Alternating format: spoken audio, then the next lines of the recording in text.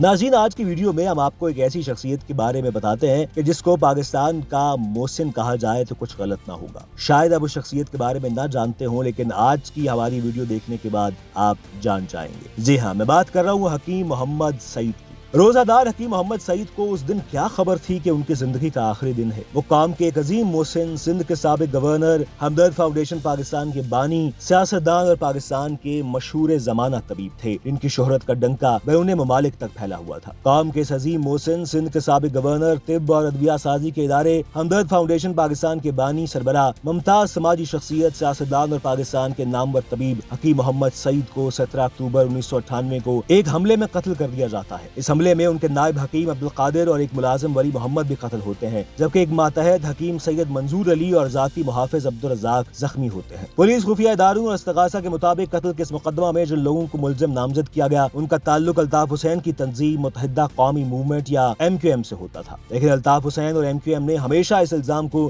سیاسی سازش قرار دیا اور اس قتل سے ہمیشہ لا تعلقی ظاہر کی۔ سندھ ہائی کورٹ اور پھر سپریم کورٹ نے بھی برسوں جاری رہنے والی سنسنی خیز عدالتی کارروائی کے بعد بالآخر اس مقدمے میں نامزد تمام ملزمان کو باعزت بری کر دیا۔ شاعر نے کہا تھا، میں کس کے ہاتھ پہ اپنا لہو تلاش کروں، تمام شہر نے پہنے ہوئے ہندوستانے۔ جی ہاں، کچھ ایسا ہی کیس ہوا تھا اس قاتل میں بھی۔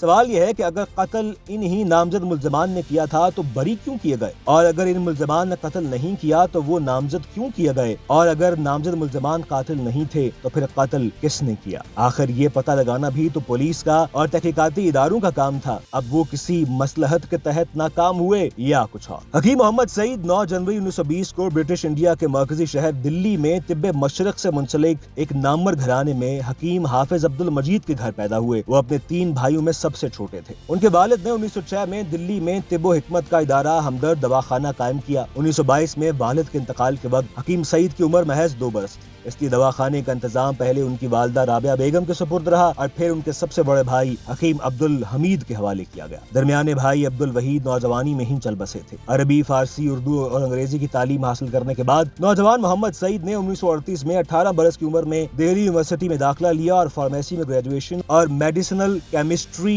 کی ڈگری حاصل کر کے 1942 میں اپنے خاندانی ادارے ہمدرد وقف لیبارٹری سے منسلک ہو گئے۔ 1945 میں انہوں نے فارمیسی میں ماسٹرز کی ڈگری بھی حاصل کی اور تحریک قیام پاکستان میں بھی سرگرم کارکن کے طور پر کام کیا۔ اسی برس ان کی شادی نعمت بیگم سے ہوتی ہے۔ تقسیم ہند اور قیام پاکستان کے بعد حکیم محمد سعید اپنی اہلیہ اور اکلوتی صاحبزادی سعدیہ سعید کے ہمراہ کراچی منتقل ہو جاتے ہیں اور وہاں 1948 میں طب اور دواسازی کے اپنے ادارے ہمدرد پاکستان کی بنیاد رکھتے ہیں۔ حکیم سعید 1952 میں ترکی جاتے ہیں، جہاں انہوں نے انقرہ یونیورسٹی سے فارمیسی میں ڈاکٹریٹ یعنی PhD کی ڈگری حاصل کی اور پھر سندھ یونیورسٹی میں فارمیسی کے استاد کی حیثیت سے آرگینک کیمسٹری کی تعلیم دینا شروع کر دیتے ہیں۔ 1963 میں حکومت سے مبینہ اختلافات کی بنا پر انہوں نے سندھ یونیورسٹی سے استعفیٰ دے دیا تھا۔ حکیم سعید کو 1964 میں سیاسی افق پر اس وقت کافی توجہ ملی جب انہوں نے فیلڈ مارشل ایوب خان کی حکومت میں وزارت صحت کے اعلیٰ ترین عہدیدار اور پاکستان آرمی میڈیکل کور کے سربراہ surgeon general of Pakistan lieutenant general Wajid Ali Khan پر کڑی تنقید کی۔ یہ وہی جنرل واجد تھے جو حکمت اور ہومیوپیتھک طریقہ علاج کے کھلے ناقد سمجھے جاتے تھے۔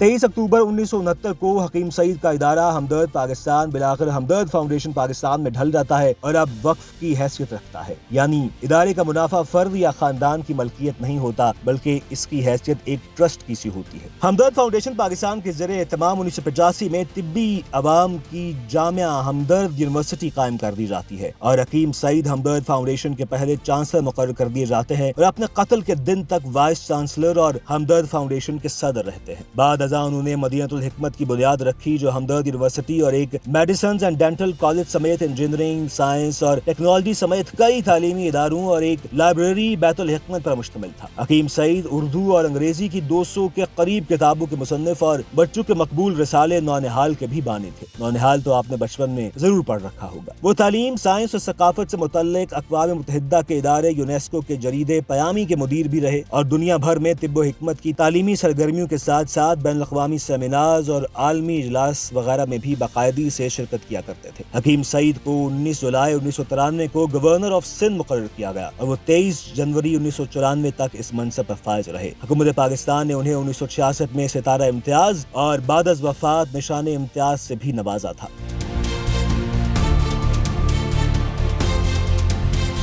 जब हकीम मोहम्मद सईद का कत्ल हुआ तो ये बतौर वजीर आजम या नवाज शरीफ का दूसरा दौरे हुकूमत था। उस वक्त सिंध में लियाकत अली जतोई वजीर आला थे, जो अल्ताफ हुसैन की मुत्तहिदा कौमी मूवमेंट के साथ सिंध में मखलूत हुकूमत चला रहे थे। यही MQM मरकज में नवाज शरीफ की वफाकी हुकूमत में शरीक इक़्तिदार भी थी। कत्ल के चंद घंटों के अंदर ही कराची पुलिस के बाज़ अफसरान ने दावा किया कि एक गाड़ी बरामद की गई है जो मुबैना तौर पर हकीम सईद के कत्ल में इस्तेमाल की गई थी। बाज़ पुलिस अफसरान ने, जिसमें उस वक्त के SSP जिला वस्ती फारूक अमीन कुरैशी और एडिशनल IG सिंध राना मकबूल भी शामिल थे, ये मौक़िफ़ इख्तियार किया जाता है कि ये गाड़ी से आमिरुल्लाह नामी एक नौजवान की इम्तिहानी मार्कशीट मिली है। आमिरुल्लाह नामी ये नौजवान मुबैना तौर पर मुत्तहिदा कौमी मूवमेंट का कारकुन बताया गया और SSP फारूक अमीन कुरैशी और एडिशनल IG सिंध राना मकबूल अहमद ने आला हुक्काम, वज़ीर आला और हत्ता के वज़ीर आज़म नवाज शरीफ को मुतला किया कि आमिरुल्लाह मुबैना तौर पर हकीम सईद के इस कत्ल में मुलव्विस है। ये केस हाई प्रोफाइल था, इसलिए वज़ीर आज़म हाउस तक इसमें मुलव्विस था, यानी इसकी तहकीकात की निगरानी कर रहा था, जिसमें उसे मुबैना तौर पर पार्टी के बाज़ दीगर अरकान यानी MQM के मुबैना अस्करी बाजू के सरकर्दा अफराद की मदद और हिमायत भी हासिल रही। लेकिन जल्द ही सारे मामले पर खुद उस वक्त के सिंध पुलिस और कराची पुलिस की क़यादत में इख्तिलाफात की खबरें आती। उस वक्त सिंध पुलिस के सरबराह inspector general of police Aftab नबी थे, जिनके भाई इस्लाम नबी मुत्तहिदा कौमी मूवमेंट के वफाकी वजीर भी थे, जबकि कराची पुलिस के सरबराह DIG मुश्ताक शाह थे। मुश्ताक शाह ना तो तब अपने मातहत अफसर फारूक अमीन कुरैशी के इस मौक़िफ़ से मुतमईन थे और न अब हैं। पुलिस क़यादत में मुबैना कातिलों के बारे में इख्तिलाफात की तस्दीक करते हुए मुश्ताक शाह ने इंकशाफ किया कि कत्ल के फौरन बाद उन्हें स्टेट गेस्ट हाउस बुलवाया गया। उनका कहना है कि वहाँ वज़ीर आज़म नवाज शरीफ, वफाकी वज़ीर चौधरी निसार, चीफ सेक्रेटरी सईद मेहदी और 4-5 अफसरान मौजूद थे। इस मीटिंग में मुझे ये तासर मिला कि जैसे ये केस हल हो गया है और मुझे खबर भी नहीं है। मुझसे सबने पूछा कि केस हल होने में कितना वक्त लगेगा। मैंने कहा कोशिश तो कर रहे हैं, ऐसे मुकदमात मुश्किल होते हैं, वक्त तो लग जाएगा। मुझसे पूछा गया कि कितना वक्त चाहिए, मैंने कहा टाइम फ्रेम बता नहीं सकता। इस पर मुझे कहा गया कि हम आपको 24 घंटे देते हैं। मैंने कहा सर कोशिश करके देख लेते हैं। साबिक DIG मुश्ताक शाह कहते हैं कि चंद घंटों के बाद TV पर खबर आती है कि मुलजिम पकड़े गए। शायद उन्होंने सोचा होगा कि कहीं 24 घंटों में कुछ और न हो जाए। तजिया निगारों के मुताबिक वज़ीर आज़म नवाज शरीफ ने उन पुलिस अफसरान से इत्तफाक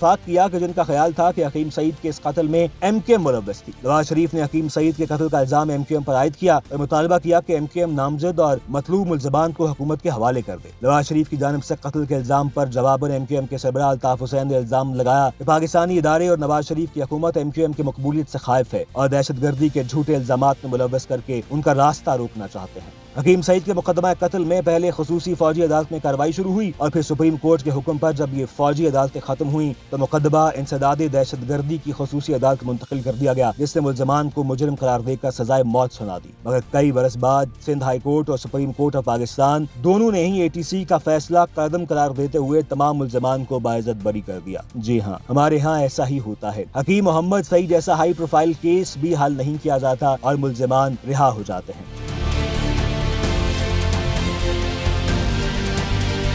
हकीम सईद तो मदीनतुल हिकमत में दफन कर दिए गए, मगर उनके कत्ल से मुतल्लिक शकूक व शुबहात कभी दफन न हो पाए। आप कमेंट सेक्शन में जरूर बताइएगा कि आपको इस कहानी के बारे में क्या लगता है और आप अगली दफा किस मशहूर शख्सियत की कहानी सुनना चाहते हैं। और साथ ही साथ आपसे गुजारिश कि चैनल को लाइक और शेयर और सब्सक्राइब जरूर कीजिएगा।